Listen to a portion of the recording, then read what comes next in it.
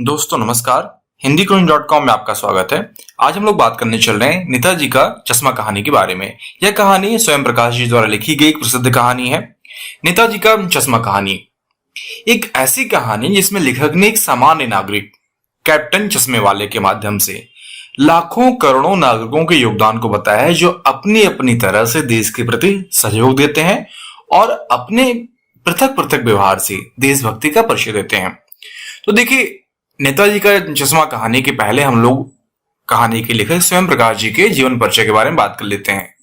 अब ICSE board में MCQ question आ रहा है, तो इसमें आपको बहुत सारे अंदर से प्रश्न पूछे जाएंगे और आपको बहुत सारा पढ़ना पड़ेगा। छोटी छोटी बातों से प्रश्न पूछ लिए जाएंगे, तो इसीलिए आप लेखक परिचय को ध्यान से पढ़ लीजिएगा, ताकि यदि प्रश्न है तो आप अच्छे से इसको सॉल्व कर सकें। तो देखिए, स्वयं प्रकाश जी का जन्म 20 जनवरी 1947 को मध्य प्रदेश के इंदौर नामक शहर में हुआ। आजकल आप भोपाल में रहकर साहित्य लेखन कर रहे हैं और वसुधा पत्रिका के संपादन से जुड़े हुए हैं। तो देखिए, स्वयं प्रकाश जी का जन्म 20 जनवरी 1947 को मध्य प्रदेश के इंदौर शहर में हुआ। आप वर्तमान में भोपाल में रहते हैं और साहित्य लेखन का काम कर रहे हैं और वसुधा पत्रिका के संपादन से जुड़े हुए हैं। स्वयं प्रकाश जी एक सशक्त उपन्यासकार एवं कहानीकार हैं। अब तक उनकी 13 कहानी संग्रह प्रकाशित हो चुके हैं। इनमें सूरज कब निकलेगा, आएंगे अच्छे दिन भी, आदमी जात का आदमी बहुचर्चित है। इनकी कहानियों का अनुवाद रूसी भाषा में भी हो चुका है। उनके विनय और ईंधन उपन्यास भी अत्यंत लोकप्रिय हैं। सफरनामा इनके रेखा चित्रों का संकलन है। तो स्वयं प्रकाश जी एक उपन्यासकार और कहानीकार के रूप में प्रसिद्ध है। इनके 13 कहानी संग्रह प्रकाशित हो चुके हैं। इनके प्रमुख कहानियों में सूरज कब निकलेगा, आएंगे अच्छे दिन भी, आदमी जात का आदमी बहुत प्रसिद्ध है। इनकी कहानियों का अनुवाद रूसी भाषाओं में हो चुका है और इनके उपन्यास में विनय और ईंधन उपन्यास लोकप्रिय है। हमसफरनामा इनका रेखा चित्र है। अब देखिए, सम्मान के बारे में बात करते हैं। तो इन्हें वर्ष 2011 के प्रतिष्ठित आनंद सागर कथाक्रम सम्मान से सम्मानित किया गया है। साथ ही साथ राजस्थान साहित्य अकादमी के रांघे राघव पुरस्कार, पहल सम्मान, बनमाली पुरस्कार आदि से भी पुरस्कृत किया जा चुका है। तो इसमें सम्मानों में आनंद सागर कथाक्रम सम्मान, राजस्थान साहित्य अकादमी के रांघे राघव पुरस्कार और पहल सम्मान, बनमाली पुरस्कार आदि पुरस्कार प्राप्त कर चुके हैं। इनकी कहानियों में वर्ग शोषण के विरुद्ध चेतना है। इनकी कहानियों में जो लिखते हैं, इनमें वर्ग शोषण के विरुद्ध बातें कही गई हैं। तो आप इस तरह स्वयं प्रकाश जी के जीवन परिचय के बारे में जान पाए। कहाँ जन्म हुआ, कौन सी पत्रिका का संपादन कर रहे हैं, क्या है ये उपन्यासकार कहानीकार, इनके 13 कहानी संग्रह प्रकाशित हो चुके हैं। बहुत चर्चित कहानियों का नाम यहाँ पे है, उपन्यास का नाम है, रेखा चित्र का नाम है और इनके जो सम्मान को प्राप्त हो चुके हैं, इन सब बातों को यहाँ पे बताया गया है। आप इसको पढ़ लीजिएगा। अब आते हैं कहानी के ऊपर। नेताजी का चश्मा।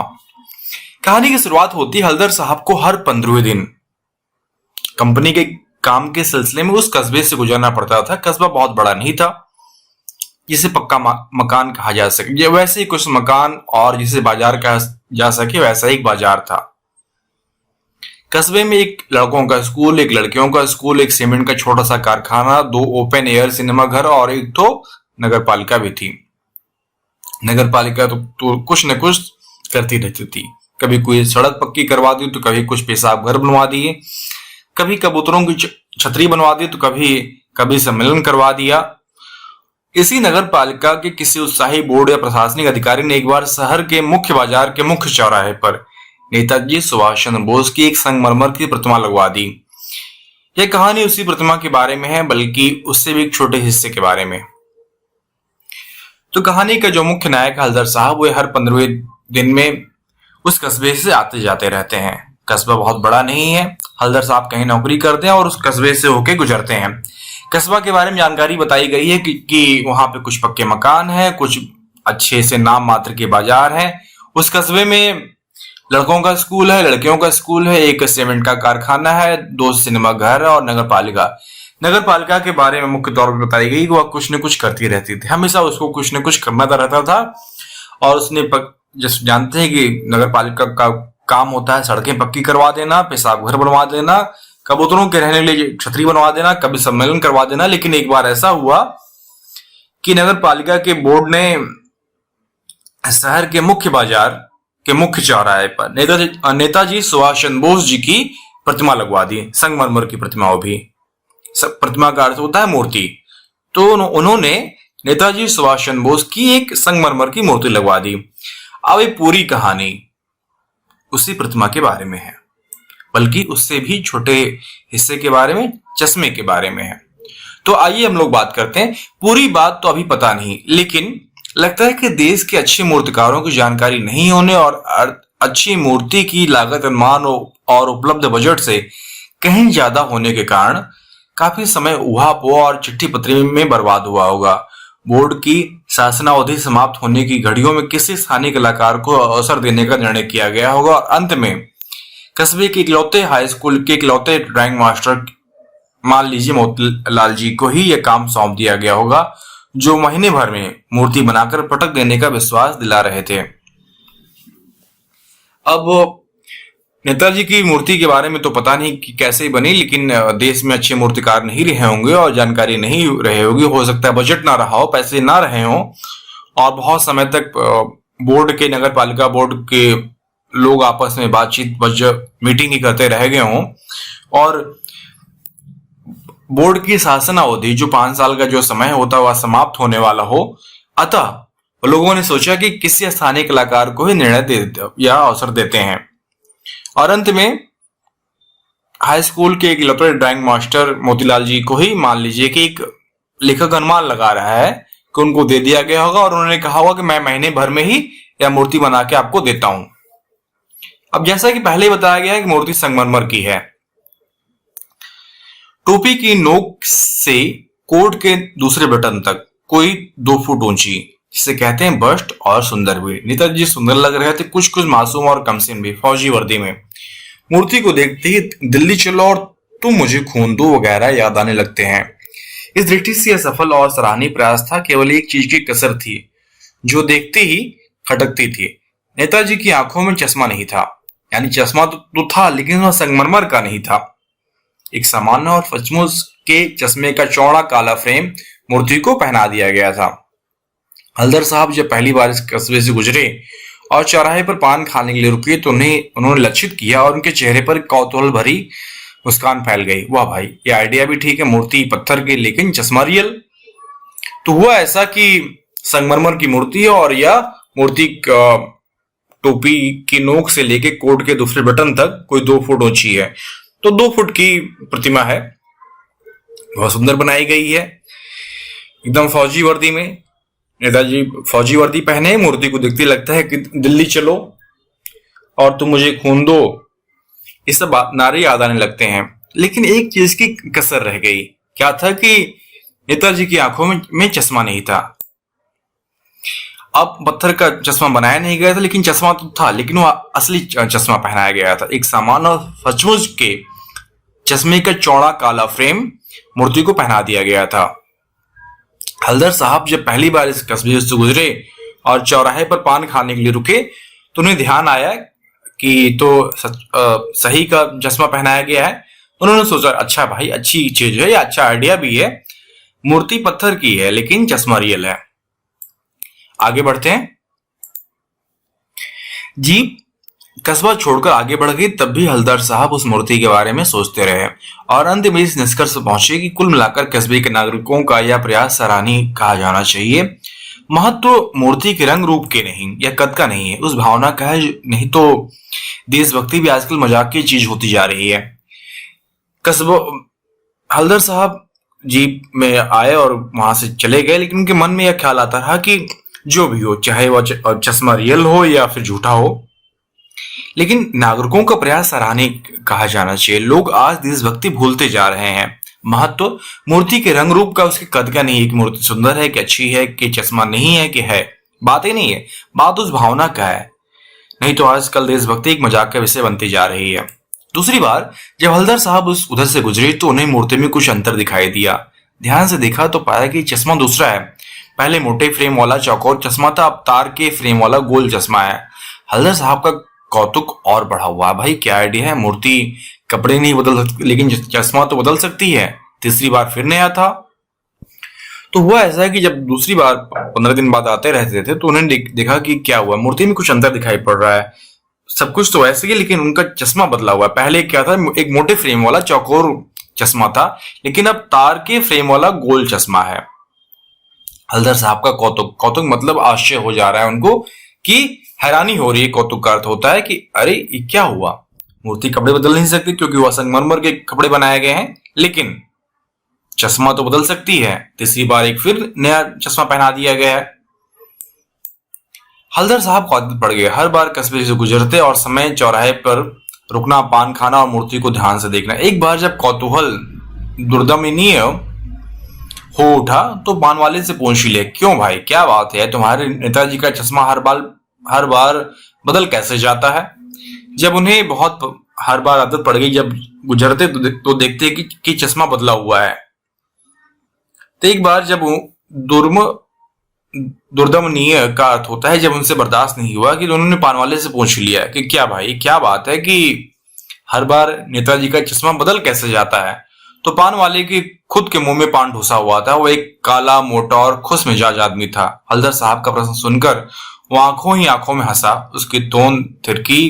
पीछे घूमकर उसने दुकान के नीचे पान थूका और लाल काली बत्ती से दिखाकर बोला, कैप्टन चश्मे वाला करता है। क्या करता है? हल्दर साहब को समझ नहीं पाए। तो जब हल्दर साहब ने पान वाले से पूछ लिया कि ये कैसे हो रहा है, बार बार ये चश्मा कैसे बदल जा रहा है, तो पान वाला तो खुद पान खाया हुआ था। वह एक काला मोटा खुश मिजाज आदमी था, बहुत मोटा था, उसकी तोंद निकली हुई थी। जब हल्दर साहब ने प्रश्न पूछा तो वह बहुत मुस्कुराने लगा और कहा कि यह कैप्टन चश्मे वाले करता है। क्या करता है? हल्दर साहब फिर पूछे। अब देखिए आगे क्या है, चश्मा चेंज कर देता है। पान वाले ने समझा, क्या मतलब, क्यों चेंज कर देता है? हल्दर साहब अभी समझ नहीं पाए। कोई गिराक आ गया क्या समझो? तो उसने कहा कि कोई गिराक आ गया समझो, उसके चौड़े चौखट चाहिए, तो कैप्टन किधर से लाएगा? तो उसको मूर्ति वाला दे दिया, उधर दूसरा बिठा दिया। तो अब हल्दर साहब को बात को समझ में आई।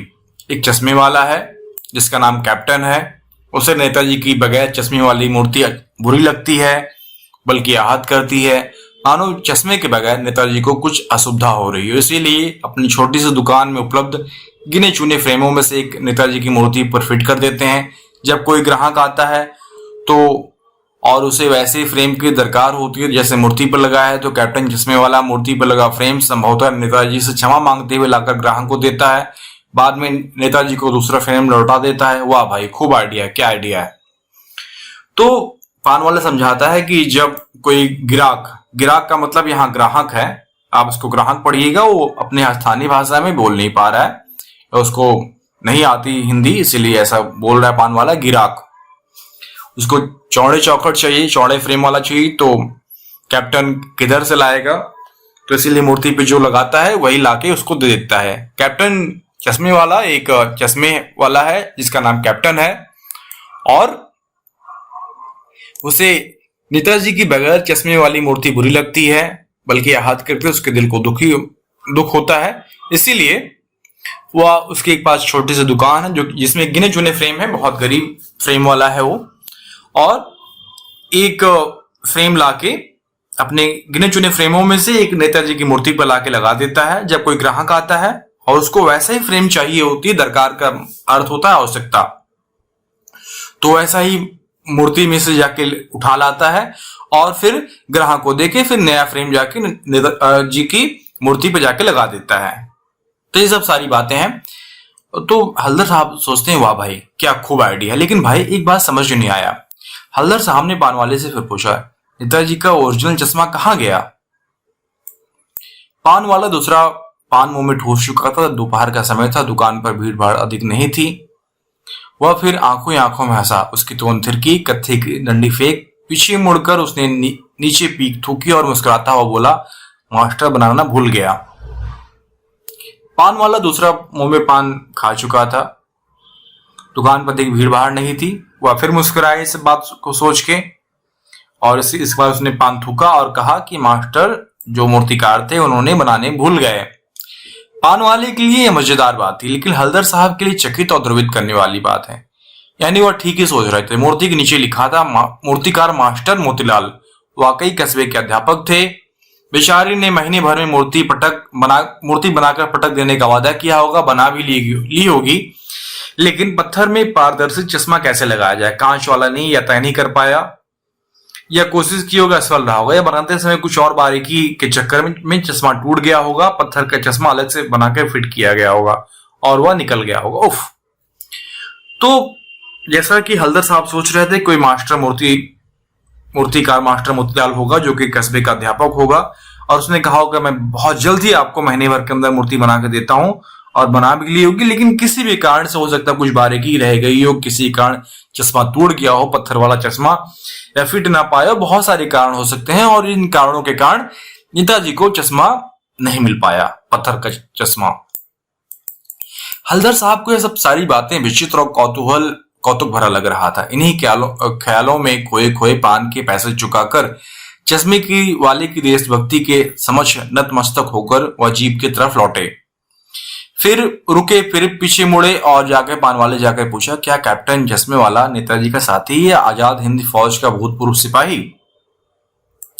उन्हें सब सारी बातें बहुत विचित्र लग रही थी और आश्चर्य भरी हुई थी, हैरानी भरी हुई लग रही थी, और वे चश्मे वाली की देशभक्ति के पीछे नतमस्तक हो चुके थे। उन्हें बहुत अच्छा लगा। जब अंत में उनको ख्याल आया, उन्होंने पान वाले से पूछ लिया, क्या कैप्टन चश्मे वाला नेताजी के साथ काम कर चुका है या आजाद हिंद फौज में सिपाही रह चुका है? पान वाला नया पान खा लिया है।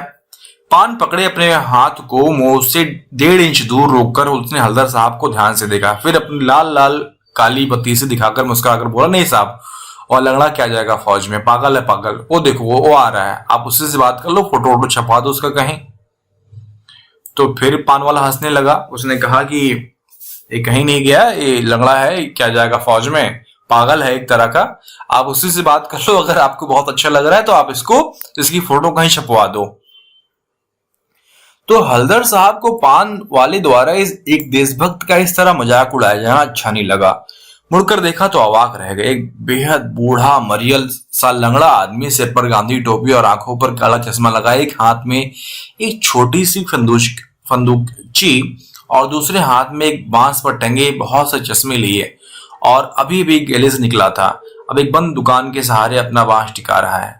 तो इस बेचारी की दुकान भी नहीं है, फेरी लगाता है। हल्दर साहब चक्कर में पड़ गए, पूछना चाहते थे कि इसे कैप्टन क्यों कहते हैं, क्या यही वास्तविक नाम है, लेकिन पान वाले ने साफ बता दिया कि अब वो इस बारे में और बात करने के लिए तैयार नहीं है। ड्राइवर भी बेचैन हो रहा था, काम भी था। हल्दर साहब जीप में बैठकर चले गए।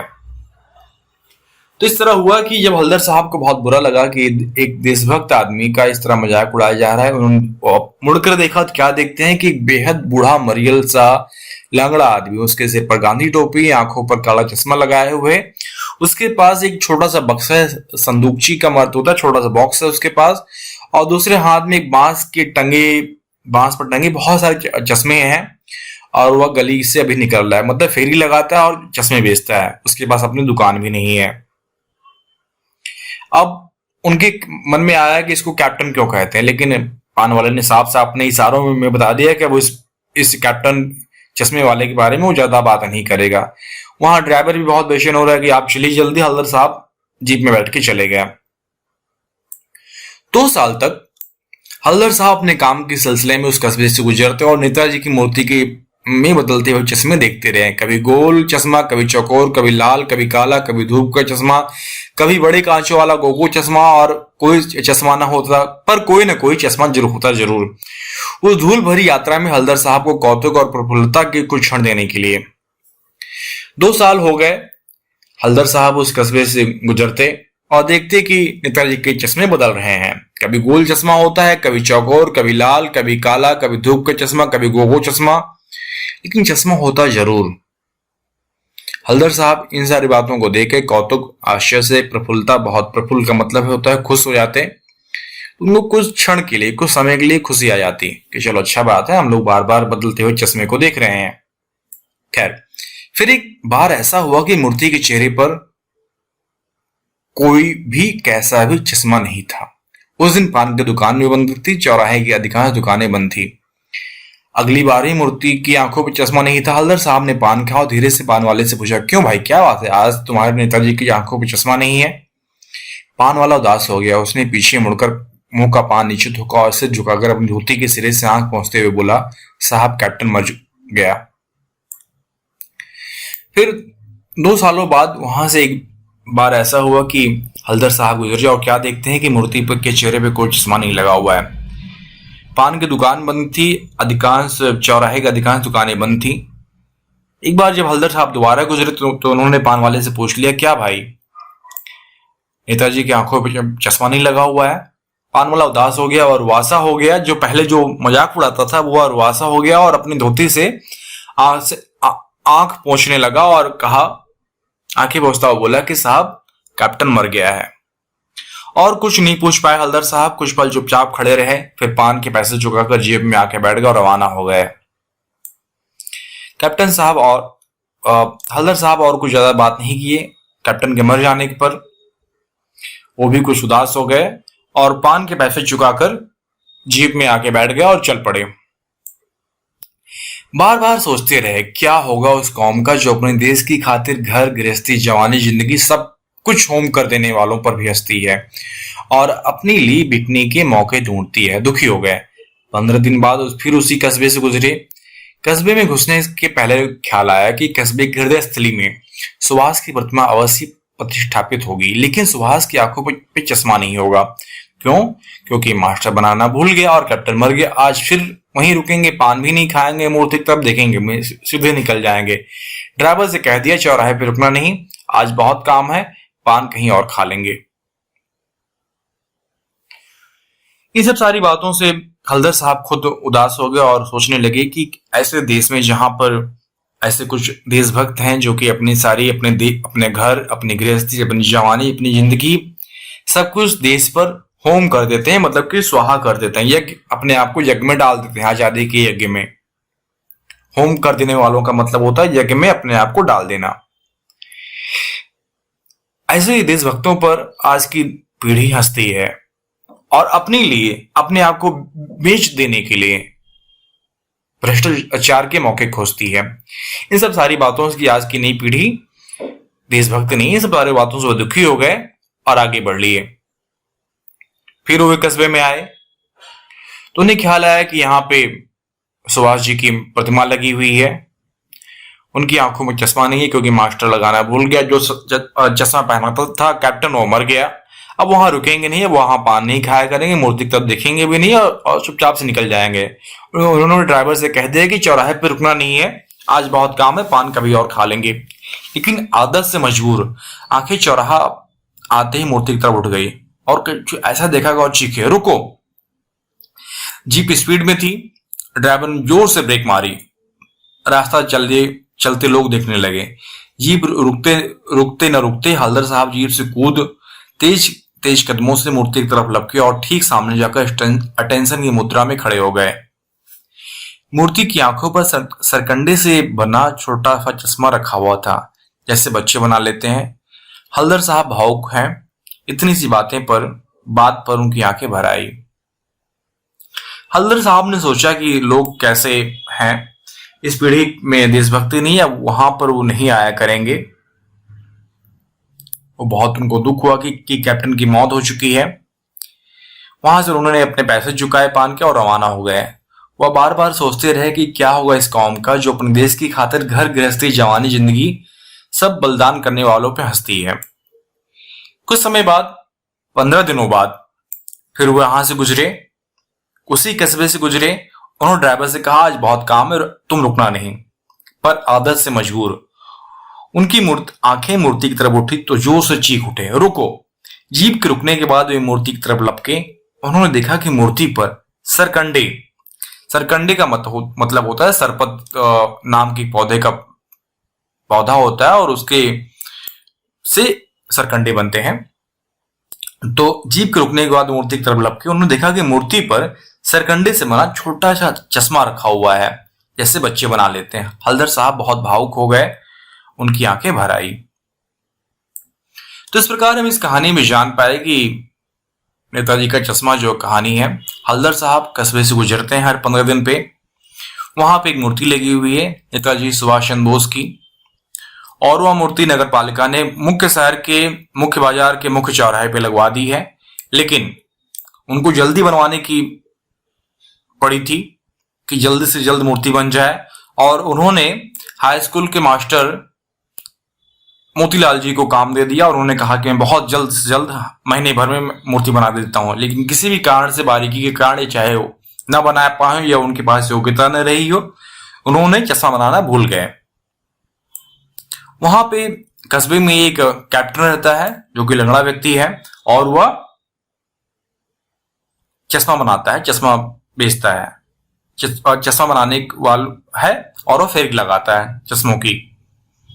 तो उसे बहुत बुरा लगा कि नेताजी की मूर्ति पे चश्मा नहीं है। इसी प्रकार वह क्या करता है कि अपना जाके फ्रेम एक रख देता है, और जब कोई ग्राहक आता है तो फ्रेम उठा ले जाता है और फिर नया फ्रेम रख देता है। इस प्रकार वह नेताजी की मूर्ति को चश्मा पहनाता रहता है। हल्दर साहब उस कस्बे से गुजरते हैं, जो कि कहानी के मुख्य नायक हैं, और पूरी कहानी उन्होंने अपने अनुभव के आधार पर बताई है पाठकों को। वह पान वाले से मिलते हैं और पान खाते हैं और गुजर जाते हैं। पान वाले से कैप्टन के बारे में पूछते हैं तो कहता है कि उसको पागल आदमी है, वो बार बार चश्मा पहनाता है और वो अपना उसको नेताजी से बहुत उसको लगाव है। ठीक आगे क्या हुआ, कुछ दिनों बाद ऐसे 2 साल बीत गए, और 2 साल के बाद वह कैप्टन मर जाता है। इस बार कोई चश्मा नहीं था। खल्दर साहब को बहुत कौतुक हुआ और उन्हें बहुत दुख भी हुआ। लेकिन कुछ समय बाद गुजरते हुए देखते हैं कि वहां पे बच्चों ने सरकंडों से चश्मा बना के नेताजी को पहना दिया है। इसका अर्थ यह होता है कि अब अभी भी देशभक्ति मरी नहीं है, देशभक्ति लोगों के अंदर जीवित है।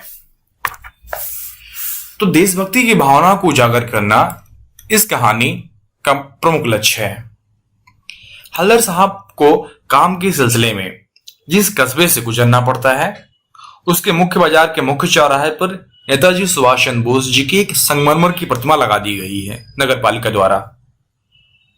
उस मूर्ति की आंखों में संगमरमर का चश्मा न होकर सचमुच का चश्मा लगा हुआ है। यही कारण है कि हल्दर साहब इस मूर्ति की तरफ आकर्षित थे। चश्मा पहनाने वाले कैप्टन की मृत्यु के बाद नेताजी की आंखों पर चश्मा न देखकर हल्दर साहब को दुख हुआ। कहानी के अंत में हम यह देख पाते हैं कि नेताजी की आंखों पर सरकंडे का बना हुआ चश्मा देखकर हल्दर साहब खुश हो जाते हैं कि आज भी देशभक्ति जीवित है, और वह ध्रुवित हो जाते हैं। इस कहानी में लेखक ने यह भी बताना चाहा कि देश के छोटे बड़े, बच्चे बूढ़े, सभी में देशभक्ति की भावना होती है, और यह भावना समय समय पर अपने अपने तरीकों से प्रकट करते हैं। जैसे कि कैप्टन चश्मे वाला वास्तविक चश्मा पहनाता है, बच्चे सरकंडे के चश्मे पहनाते हैं नेताजी की मूर्ति को।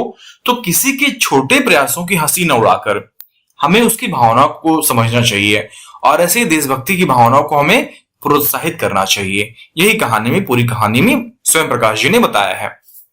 आशा करता हूं कि ये वीडियो आपके लिए उपयोगी सिद्ध होगा। यदि आपको अपने विषय, यदि आपको नेताजी का चश्मा कहानी के जो प्रश्न उत्तर है, सारांश है, इसको लिखित रूप में चाहिए तो आप hindikunj.com को विजिट करें। वहां पे आपके विषय अध्ययन से संबंधित और अधिक अध्ययन सामग्री उपलब्ध कराई गई है, जिसका अध्ययन करके आप अपने परीक्षा में अधिक से अधिक अंक उठा पाएंगे। साथ ही साथ आप YouTube पर हिंदी कुंज चैनल को सब्सक्राइब कर लें ताकि आपको हिंदी भाषा और साहित्य की नवीनतम जानकारी प्राप्त होती रहे। धन्यवाद।